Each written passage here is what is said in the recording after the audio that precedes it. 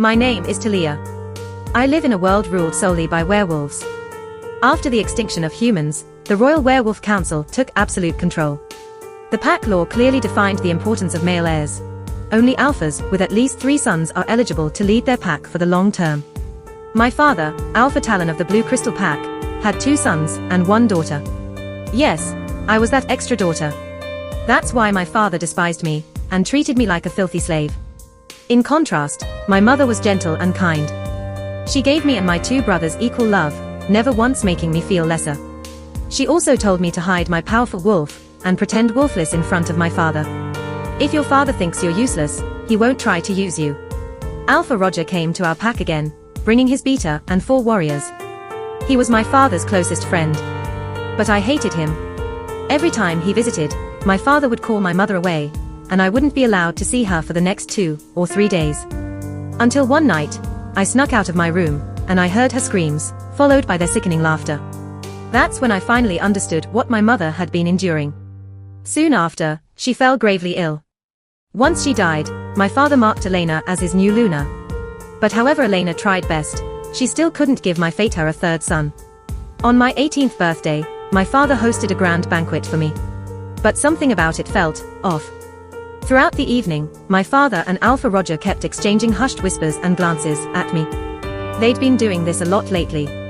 And every time their eyes landed on me, my skin crawled. I slipped away from the table, hoping to breathe on the balcony. But to my surprise, I overheard 2 beaters gossiping in the shadows. Did you hear the news? Alpha Roger strangled his 4th mate, just because she gave birth to another girl. I got another news. Alpha Roger wants to take Talia as his 5th mate. Today he gifted a gorgeous Omega to our Alpha Talon. That Omega already birthed 4 sons. And in return, Alpha Talon agreed to let him take Talia away. Oh, poor Talia. Hearing my name, hearing my father and Alpha Roger's plan, made me sick to my stomach. But I forced myself to stay calm. No one could save me but me. Soon I got a good idea. If the Royal Council took me away and locked me up, neither my father nor Roger could touch me again. So I came up with a bold plan. I lured my stepmother, Elena, into the garden and attacked her suddenly. I straddled her and slapped her face, again and again. Her screams drew a crowd, but I clung to her hair like a wild beast, and no one could pull me off. Amid the chaos, someone shouted, "Call the council." Talia just attacked the Luna.